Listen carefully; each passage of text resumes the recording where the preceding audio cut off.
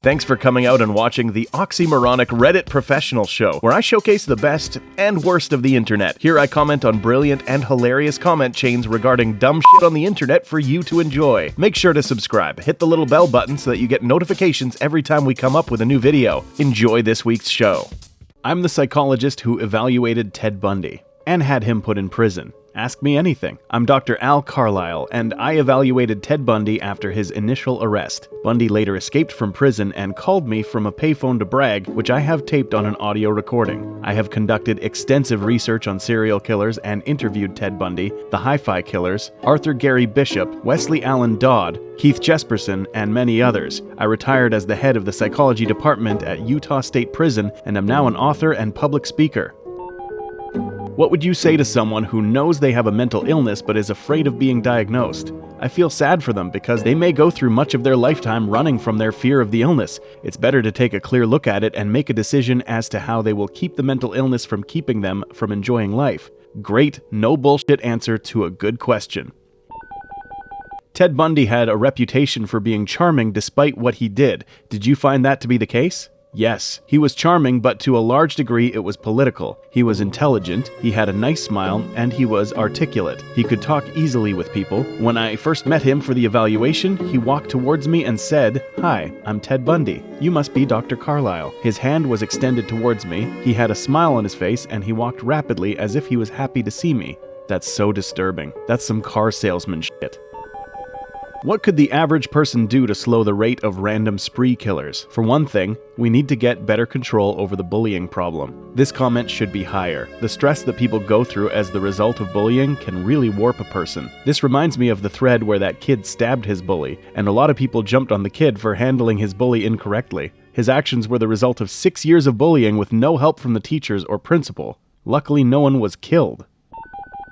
How do you feel about the popularity of fictional serial killers like Hannibal who are depicted as anti-heroes? Well, it's interesting fiction. Yeah, what's with all the anti-heroes who kill people? Dexter, Breaking Bad, Game of Thrones, House of Cards, Justified, The Mentalist, and I'm sure there are more. I had a discussion with an author of horror books about this phenomenon. It's sometimes enjoyable to be caught up in horror and come out unscathed in the end. In The Alien, I identified with the hero and not the monster. Does anyone identify with the monster? Is there any one thing that all serial killers have in common? Also, with a hindsight view, is there anything that friends or family of a serial killer could have done to stop them? Most of the parents of these guys didn't know that anything was wrong. If a child feels he is succeeding in relationships, accomplishments, etc., and feels love in the home, there is less of a chance that he will become a serial killer. Do you feel that the popularization of these shootings in media perpetuates the problem? To most people, it doesn't. To a few, it does, because they admire the guts and determination they believe it took to get revenge. They have so much anger and depression that they see these killers as justified. It's almost like suicide by cop. Kill a number of people and then get killed. That makes perfect sense. I had never thought about it like that. Do you have any thoughts about how to deal with budding psychopaths when they're children? Is there a way to take a baby who is distant and unattached, or even a toddler who has begun abusing the family cat, and make them feel empathy? Or at least get them to fake it for society's sake? Good question. I think there are several things we can do. First, show an interest in them and in their attempt to learn. Don't criticize too hard and not show love. Listen when they talk. Too many youth won't talk to their children because the parents give advice without listening. There are many things we can do. Regarding a family cat, for example, is the child abusing the cat as displaced aggression towards someone in the family or in school who is causing anger and bitterness? When my dad was getting his education as a psychologist, the predominant notion in abnormal psychology was that criminal aberration was almost all caused by environment, especially during childhood development, and little of it was inherited. A friend who's a psychologist at a local prison recently told me he thought it was about 60% inherited and 40% environmental. What do you think? I don't know. I worked 20 years in a prison and largely worked with violent offenders. I could see strong indications that the problem started in their childhood, environmental, and I could see a logical connection between those childhood experiences and later pathology. There are some cases where a child has been violent beyond what was seen in their environment, but a lot more good research needs to be done to resolve this issue. Are there any particular clients where their behavior or stories have shaken you? If so, do you mind telling us who and what they did or say? You get used to what you hear. Arthur Gary Bishop told me the details about each boy he killed. I wasn't shaken by it because the guys in prison I worked with were like subjects in a laboratory. I didn't enjoy hearing the details about Art's homicides, but I wanted to know what led up to the killing. How did he feel during the act, and how it changed his thinking and his personality, and why he continued killing. Casually is on a first-name basis with serial killer. Art. Have you ever felt sympathy towards a killer? Or after hearing their story, did you ever think maybe you could understand how they turned out the way they did? I could usually see why they turned out the way they did. The purpose of my book, I'm Not Guilty, was to show how Ted became a serial killer. It's a psychological analysis of the development of the violent mind. There were so many guys I worked with in prison that I liked. I often felt bad for what they did, but I didn't feel that they should not have been held responsible for what they did. Did you get the impression the serial killers actively enjoyed inflicting suffering on others, or were they indifferent to the feelings of others? It varies from killer to killer. Arthur Gary Bishop was executed for molesting and killing 5 children. He felt very bad about his crimes, and he virtually set himself up to get caught. Wesley Allen Dodd, on the other hand, killed 2 boys as an experiment to see if he could actually do it. It was his plan to have sex slaves and keep some and kill the others. Thanks for the reply. I knew it was a simplistic question when I asked it, but I went ahead anyway. I hear the word sociopath thrown around a lot, and I think that's a very simplistic way of looking at these killers.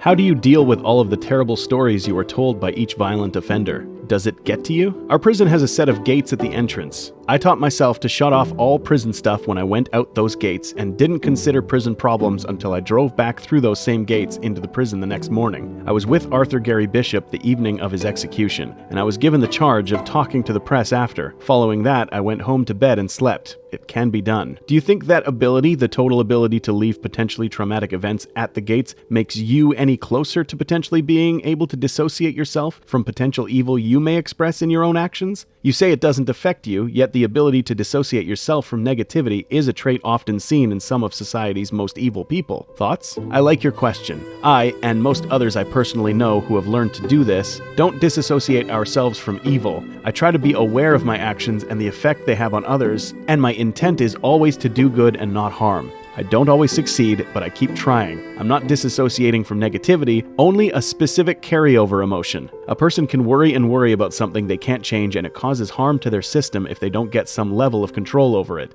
To be able to shut down the worrying, a negative process, doesn't make them more prone to evil.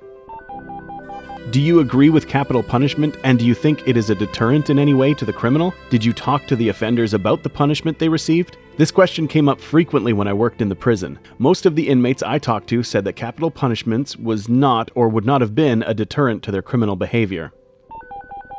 Did you ever feel sad for a convicted killer or realize that they couldn't help themselves? Much like Fritz Lang's M? How much time in prison was he sentenced to? I believe it was 1 to 15. If he hadn't tried to escape, he could have possibly been out in 2 years. There is a question of whether or not Colorado had enough to convict him. Was Bundy the most frightening evaluation you've done? No. I enjoyed evaluating Bundy. I loved my work as a psychologist at the prison, and there were no inmates who were threatening to me. One guy did hint that when he got angry at someone, he wouldn't kill him, he would harm his children. I still wrote a very negative report on him. I enjoyed interviewing all the serial killers I worked with. What are your thoughts on the recent shootings that have been happening in the US? Is there a pattern as far as the killer's mental state? This is an area that we need to do a lot of research on. When a precedent has been set, it's easier for another person to do the same thing. The basis of so many of these killings is a combination of loneliness, anger, depression, and feelings of despair. Have you ever interviewed a person who was later exonerated, and was there any difference between them and your average killer, not the famous ones? I worked with one person who was in the prison for homicide, and I came to believe he didn't do it. I've worked with rapists who said they were not guilty, and there was one that I actually felt wasn't guilty. As to the differences between them and the average killer, no strong differences in what they said or how they presented themselves to me. How long did it take you to realize that Bundy was a sociopath? Were there any instant signs? Not sure what you mean by instant signs. The people who worked with him in political campaigns didn't see any strong indications that he was a sociopath. Was Bundy ever diagnosed with any mental illnesses? What is his psychological profile like compared to others you have studied? Bundy was never diagnosed as having a mental illness until he came to prison. Then he was viewed as a sexual sadist. The problem with the term mental illness is that it's too broad. It included all categories of depression, anxiety, and such. Was Ted psychotic? Was he insane? He was not insane because he understood the consequences of his actions. There were no voices that told him to kill, and he didn't believe there were any conspiracies directed towards him. His psychological profile? That's an interesting question because it depends on what stage of his life is being considered. Ted killed for a different reason than the happy face killer, Keith Jesperson, and so their psychological profiles are similar in some ways but different in other ways. What's the difference between psychotic and insane? Psychotic is like a person hearing voices that tell him to kill himself or others. Insane is a legal term referring to the person's capability of understanding that his actions are against the law. That is a simple definition. Do these serial killers come off as pure evil when you sit down with them and talk for a while? I'm just wondering if there was any hope of rehabilitating them at any point in their adult lives before they started murdering people. If I picked 3 killers and had them come and talk to a group of college students, the students wouldn't see anything evil in them. They don't come across as monsters. It's not that they can totally fake it and seem to be good when they are not. It's more that each of us had a persona and a shadow, a good and a bad side to us. I once asked a group in a seminar I was conducting if good and evil can coexist within the same person. Most said it's impossible. I think we need to consider that people can have good and evil thought and action potential within them, and they choose which one to develop. Thanks for the response. So let's say hypothetically these killers were released. What kind of odds would you give they would never kill a human again? Is killing literally an addiction for this type of person? I believe you could let the majority of killers out of prison the day they come in, and most of them wouldn't kill again. However, I don't include gang members in this group.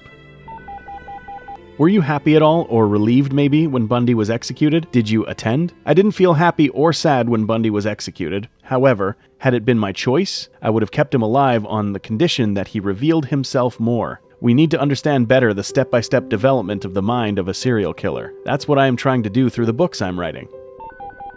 Have you read The Stranger Beside Me by Anne Rule? If so, what is your feeling on her characterization of Bundy and his mannerisms? I have read The Stranger Beside Me. It's been so long ago that I can't remember just what she said about his mannerisms.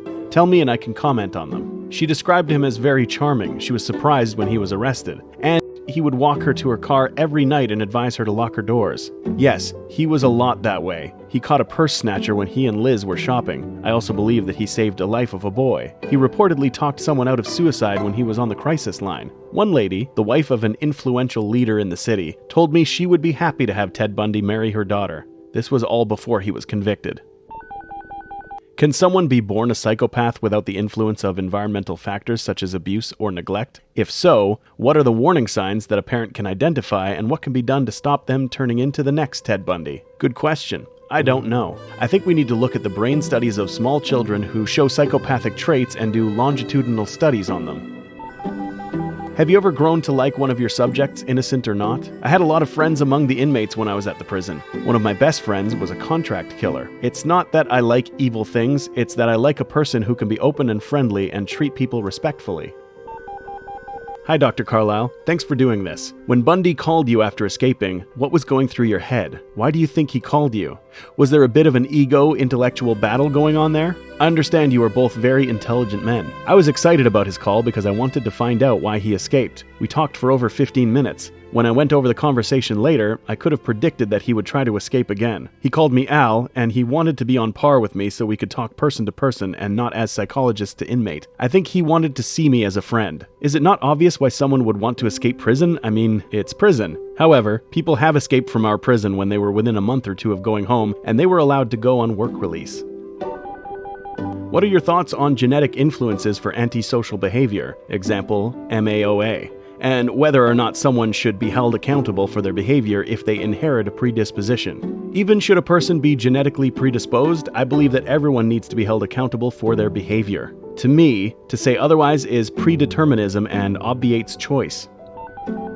What was the most chilling thing Ted ever said to you? Remember, he was still saying he was innocent of having committed any crime when I evaluated him, so he didn't say anything that was really chilling. However, there was one point during the interview when he was talking about his girlfriend going out with another guy, and he said, "That was the last straw." The look of hate in his eyes at that point was intense.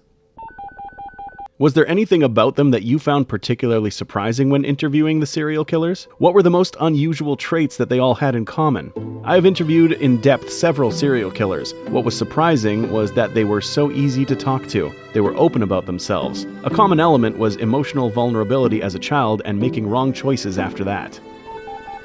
Do you think Bundy might have had a dissociative disorder? An excellent question. I don't think he had a dissociative identity disorder or multiple personality disorder, but I think he dissociated to some degree during the crime. The process begins prior to actually having the victim. He didn't dissociate to the degree that he wasn't aware of what he was doing. The dissociation ends when he has completed the cycle. Was there ever a point where you found out, in hindsight, a subject was stringing you along? How did you handle that?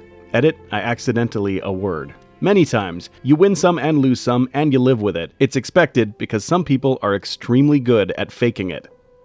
If you enjoyed this week's effective way to waste time, hit that like button and subscribe for more content like this. If you are enjoying the series, leave me a comment below. A special shout out to the content creators. You frickin' rock.